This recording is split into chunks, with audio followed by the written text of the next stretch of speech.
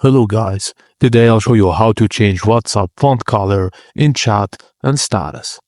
Firstly, you need to use Blue Words. Grab the app from the Google Play Store and launch it. Its name is Blue Words. Allow the required permissions for the app to function properly and tap on a text example in Blue Words to select your desired text, style or color.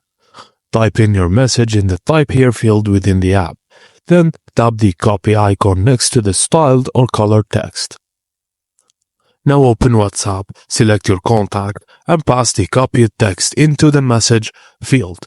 Hit send, and your text will appear in the styled or colored format for the recipient. Just enable the font style changes using the spacebar feature in Blue Words for direct formatting while typing in WhatsApp. And that's it guys, as simple as that. Thank you for watching, and please don't forget to like and subscribe for more.